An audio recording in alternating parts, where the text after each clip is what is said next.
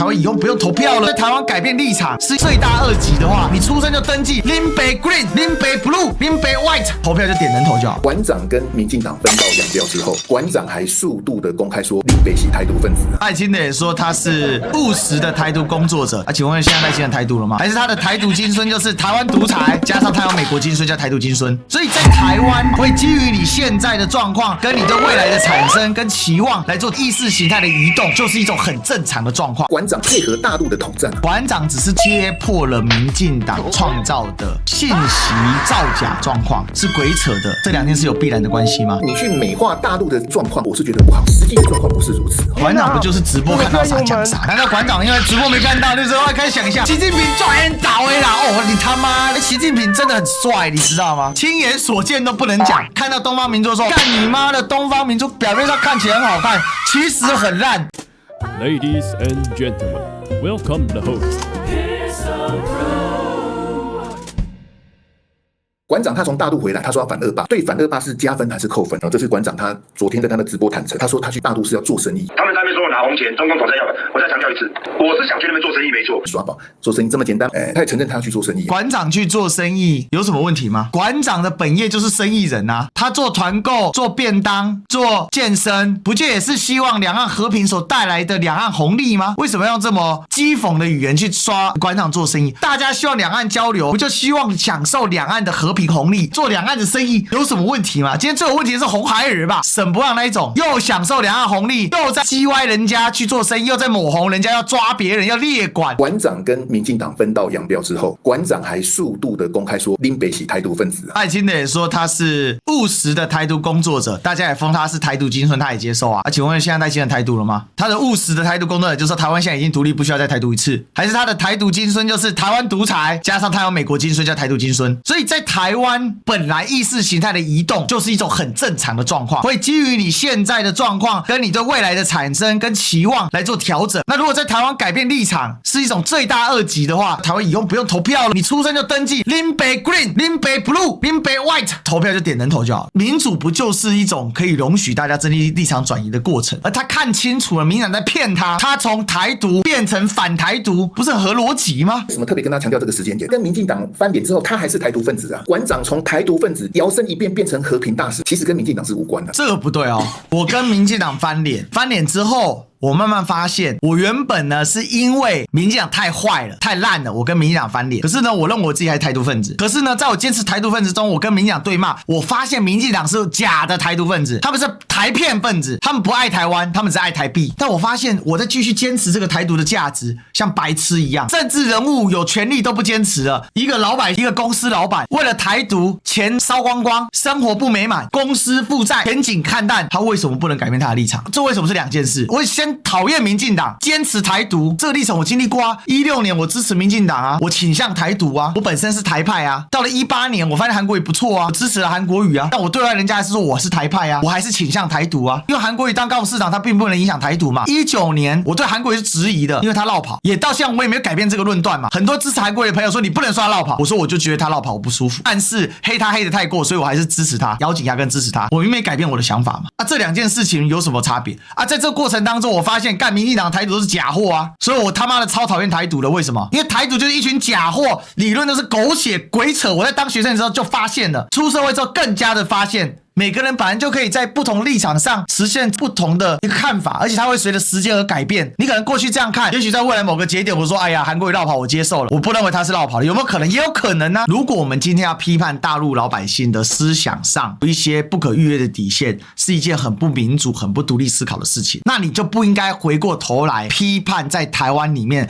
存在的各种不一样的转向。馆长的转向我是乐见的，所以我支持馆长。从台独分子变成和平大使，其实跟民进党是无关的。哪里没关系？民进党赖清德上台以来变本加厉，刚好验证了从去年到今年赖清德只干一件事嘛，斗争斗争再斗争嘛。赖清德从去年到今年干了一件最凶狠的事情是什么？把柯文哲关起来。请问馆长能接受柯文哲被关起来吗？当然不能接受啊。他发现民进党台独金孙上来之后，他只干对内斗争，对外不台独，他会不会失望？台独是不是假货被验证了？赖清德的烂，赖清德的孬，赖清德的恶，让很多台独分子变成现状派啦。我告诉你，就这么简单啦。很多人发现台独是假的啦，心碎啦，民进党变得越来越邪恶，在赖清德之下，民进党变得毫无道理，毫无羞耻心，减掉法院，通通变东厂了。那你为什么要变成和平大使呢？是不是因为我是想去那边做生意，没错。你是不是为了做生意，所以从台独分子变成和平大使？馆长现在对外宣称的都是说，民进党骗我啦，说什么大陆很恐怖啦，什么大陆什么有去无回什么的，大陆什么各种的不好啊，什么的过得很苦什么的，然后我要拆穿民进党的谎言什么的，显然不是啊。馆长啊，他这次从统战的角度来讲的话，他个人是成功的。馆长跟民进党翻脸，跟馆长认知到民进党给予的所谓台独愿景是假的，是骗的，是鬼扯的，这两件事有必然的关系吗？跟民进党翻脸可以有很多理由啊。切两段，然后直接斗在一起说，他意思是说，馆长不是因为跟民进党翻脸而造成他的台独立场转变，馆长是因为为了去赚红钱，所以导致立场改变嘛，他一直在暗示这件事。那馆长呢？他配合大陆的统战啊？馆长有配合大陆统战吗？馆长只是做了揭破了民进党创造的信息造假状况，民进党抹黑中国的状况，他只做了这个，那这个叫配合统战吗？那今天习近平要大便，我跟着大便，请问我是统战吗？但是你去美化大陆的这个状况我是觉得不好，因为实际的状况不是如此。美化大陆的状况，馆长不就是直播看到啥讲啥，就这么简单而已？难道馆长因为直播没看到，就是要开始想一下，习近平就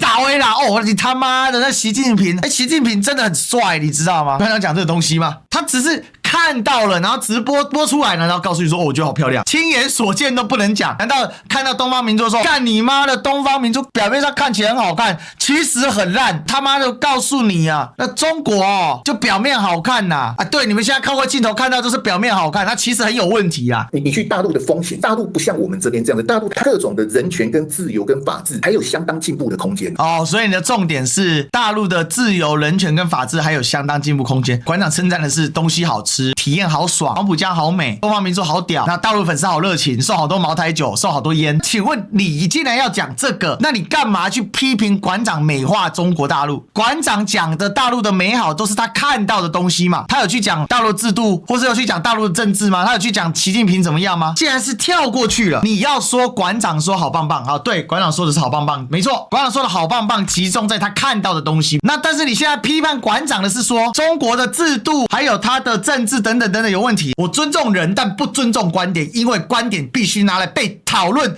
被批评、被指教、被辩论，只有经过千锤百炼的观点，他才能活下来。你去大陆完全没有风险吗？那举一些莫名其妙的例子，你去别的国家乱搞会不会被抓？你去很多国家，你去试试看啊，你把这个都列进去了是不是？